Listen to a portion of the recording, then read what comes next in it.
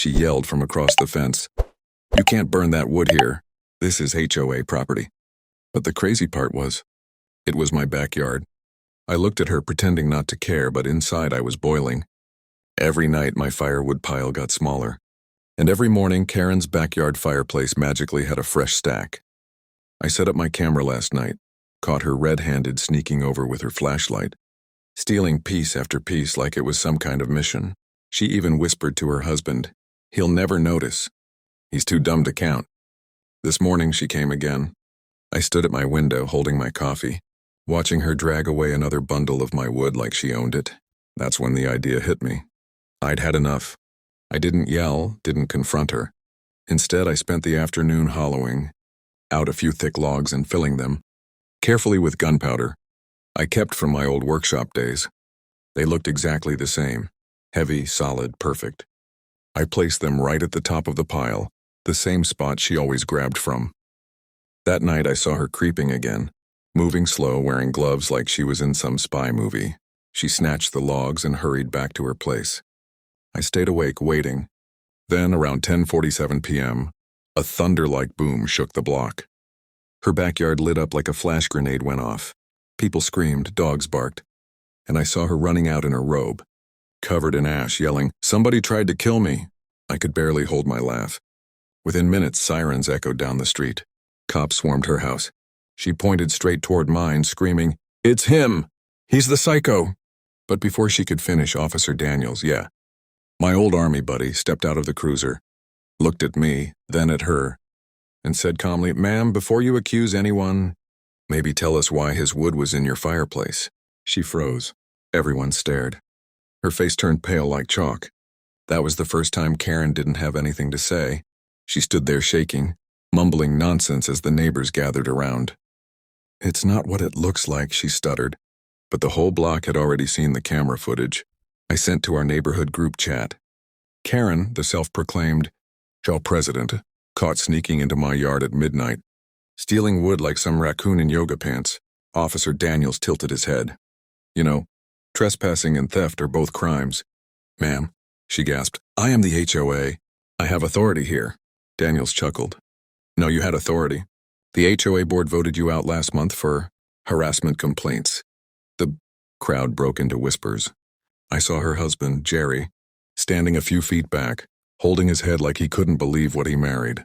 Then she pointed at me again, desperate. "He's dangerous. He planted explosives." But Daniels looked straight at me and asked, "You got proof of that, Karen?" She hesitated, eyes darting like she was searching for an escape route. I calmly said, "I've got proof of something else." I pulled out my phone, showing the full clip, Karen sneaking, stealing, then lighting up the same log that blew her backyard apart. The officers exchanged looks. One whispered she really did this herself. The crowd gasped, and someone muttered, "That's karma." Karen tried to grab the phone, screaming, "You edited that! You faked it!" But before she could take another step, a second officer stepped in front of her. "Ma'am, step back. You're digging your own grave here." And then the twist hit even harder. Daniels turned to me and said quietly, "You did file that complaint with the county office last week, right?" I nodded. He smiled. "Good, because the county's been investigating her for months. Fake HOA fees, property tampering, extortion." Karen's mouth dropped open. The whole neighborhood fell silent. She whispered, trembling, You set me up." I looked her right in the eye and said, "No, Karen, you set yourself up. I just stopped pretending you were untouchable." The flashing lights from the patrol cars painted her face red and blue as they escorted her inside her house for questioning. But I knew this wasn't over yet. She wasn't the type to give up that easy, and the next move she'd make would be worse. The next morning, my phone wouldn't stop buzzing. Unknown numbers, blocked IDs, all leaving threats. "You'll regret what you did to Karen," one message said. Another one read, "We know what's buried behind your shed." I stood in my kitchen staring at my phone, a chill crawling up my neck. Karen might have been humiliated last night, but she wasn't done. She was calling in favors, digging for anything she could twist against me. By noon, a black SUV pulled up outside my driveway. 2 men in suits stepped out, no badges showing. One flashed a laminated card for half a second, muttering, "County inspection." They started walking toward my gate like they owned the place. I stepped outside. "You got a warrant?" I asked. The taller one smirked. "We don't need one. HOA complaint says you're storing hazardous materials." I glanced over his shoulder and saw Karen peeking from her porch with a smug grin, phone in hand, recording everything. I stayed calm, even smiled a little. "Hazardous materials?" I said slowly. "You mean the fertilizer I use for my lawn?" The agent didn't laugh. He motioned toward the shed. "We'll need to check inside." I folded my arms. "Then get a real warrant, because I'm not opening anything without one." The moment I said that, Karen started yelling from across the street. "He's hiding weapons! He's dangerous!" That's when Officer Daniels' patrol car rolled up again. He got out, recognized the men, and sighed. "Let me guess. Karen called you?" The shorter man frowned. "This is official." "Business." Daniels pulled him aside and whispered something I couldn't hear. After a tense minute, the men looked annoyed and walked back to their SUV. As they left, Daniels turned to me and said, "She just called the fire department, the health board, and even animal control. She's trying to make your life hell." I exhaled slowly. "Let her. I'm not the same guy she used to mess with." Daniels raised an eyebrow. "You got a plan?" I nodded. "I always have a plan."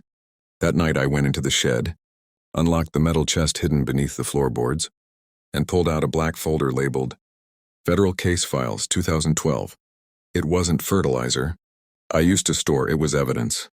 Proof of property fraud and fake HOA scams linked to Karen's so-called community management group. I had kept it locked away from my old days in federal service, because I knew one day I'd need it.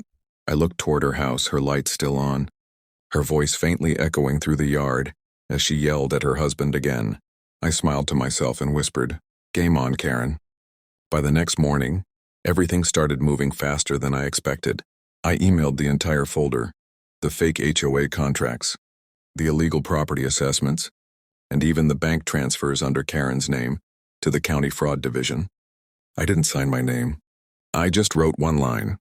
"She's been stealing from every family in this neighborhood." Around noon, a county vehicle pulled up at her house. Karen ran out in her robe again, trying to block the officers at the door. "You can't come in. This is private property," she yelled, waving a stack of fake HOA papers like a shield. But this time they weren't bluffing. They had an official warrant. Her husband, Jerry, stood quietly on the porch, face pale. He looked broken, like a man who finally realized he'd been living with a storm. I watched from behind my blinds as they carried out boxes from her garage. Files, documents, even a hidden safe. The whole street gathered, whispering, filming.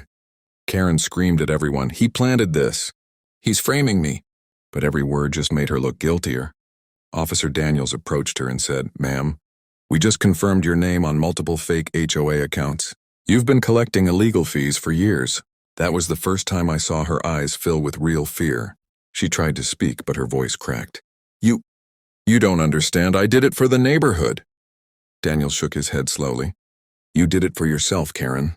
But just when I thought it was over, something unexpected happened. A white car pulled up, county attorney's office. A tall woman stepped out and handed Daniels a file. Daniels flipped through it, his expression tightening. He looked up at me across the street and said, "You didn't tell me this part." My stomach dropped. The woman from the county walked straight toward my property. "Sir," she said firmly, "we need to ask you some questions. These documents trace back to your signature from your federal position 10 years ago." Karen's lips twisted into a grin again, like a snake getting its breath back. "See, I told you. He's not innocent," she screamed. I tried to stay calm, but my heart was pounding. They weren't supposed to trace it back to me, not that fast. The evidence was real, but it wasn't supposed to expose me. I could feel every neighbor's eyes on me as the attorney said, "We just need to verify how you obtained this information, Mr. Dalton." Karen was smiling again. She thought she had me cornered, but she didn't know the real truth, that I wasn't just some ex-federal employee.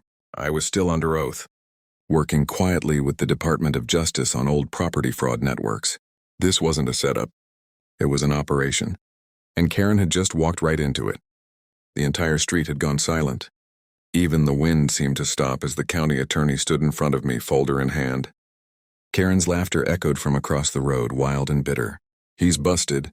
I told you all, he's the real criminal here," she shrieked, pointing at me like she'd just won, but I didn't say a word. I just looked at Daniels and he gave me a slow, almost knowing nod. The county attorney opened the folder. "Mr. Dalton, we've confirmed this case connects to a string of HOA scams in 3 neighboring counties. But we also found something else. These documents were retrieved with federal clearance codes." "Care to explain?" she asked sharply. I took a deep breath and said, "Yeah, you can call Agent Monroe if you want confirmation. She runs the DOJ's Property Integrity Task Force." Her eyes flickered in surprise. She stepped aside and made a quick call, pacing near her car. Meanwhile, Karen kept running her mouth. "Oh, don't believe him. He's bluffing. He's just some handyman who thinks he's James Bond." A few neighbors laughed nervously, but when the attorney came back, her face said everything. She walked over and extended her hand to me. "Agent Dalton," she said. Her tone completely changed. "You could have told us sooner you were embedded." Karen froze mid-sentence. What did you just call him?" The attorney continued. "We've been tracking this HOA fraud ring for 2 years. Thanks to your evidence, we can now file full charges." The color drained from Karen's face. She stumbled backward, whispering, You set this up." "All of it." I looked straight at her and said quietly, "You made it easy." Daniels pulled out his cuffs again. But this time no one objected. The neighbors clapped as she was placed under arrest. Mascara streaked down her face, still muttering, "This can't be happening."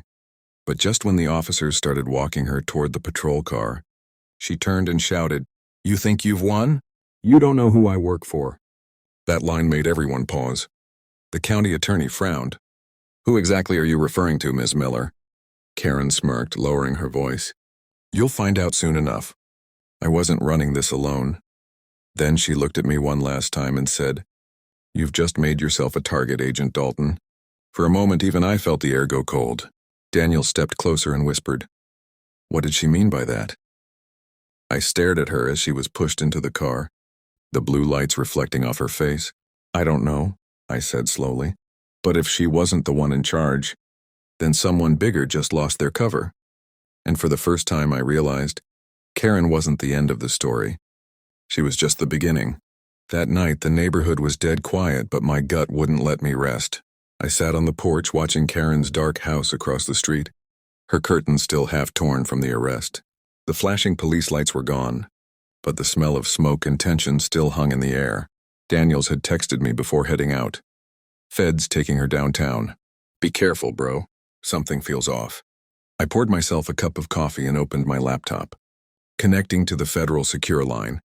A message popped up from Agent Monroe. "Good work, Dalton. But we found something you need to see. Don't go anywhere tonight." That message alone tightened my chest. I refreshed the data files, the ones taken from Karen's safe. And there it was, a list of names. Real estate developers, HOA chairpersons, and 2 county officials, all tied to off-book transactions, fake land transfers, and property seizures. And one name stood out like a live wire, Chief Inspector Weller, the same man who signed Karen's first HOA license years ago. Before I could process it, I heard the sound of gravel crunching outside my driveway, headlights, 2 cars this time, both with tinted windows, engines idling low. I slowly reached under my porch bench, where my old service pistol sat wrapped in cloth. My mind was calm, but my pulse pounded like thunder. The first car door opened. A man in a dark coat stepped out, holding a flashlight. "Agent Dalton?" He called, tone too casual to be friendly. I didn't answer. Then he said louder, "We just need to ask a few questions about your involvement with Ms. Miller." I kept my eyes fixed on him. "You got a warrant?" I asked, my voice even. He smirked. "We don't need one, not for agents like you." He took another step forward, and that's when I noticed the patch on his jacket wasn't government-issued. "Private security." I raised my voice. "You've got 10 seconds to get off my property." Another car door opened. A second man stepped out, holding something small, a metallic in his hand. That's when I knew this wasn't an interview. This was cleanup. Suddenly, headlights flared from behind them. Daniel's cruiser, tires screeching as it slid to a stop. "Police, drop it!" he yelled, stepping out with his gun drawn. The men froze. One turned to run, but within seconds, They were on the ground, Daniel's cuffs locking tight. He looked up at me, breathing hard.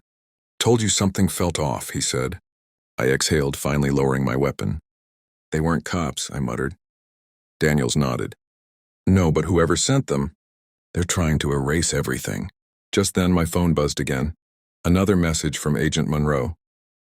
"Dalton, your cover's blown. Get out now." I looked at Daniels. "This goes deeper than Karen." He nodded grimly. Then we ended deeper. As we drove away from the neighborhood, the lights from Karen's house faded behind us. For the first time in years, I realized I wasn't just fighting a nosy neighbor anymore. I was back in a war I thought I'd already won. And somewhere downtown, Karen was sitting in an interrogation room smirking. Because she knew exactly who was pulling the strings behind it all. The end.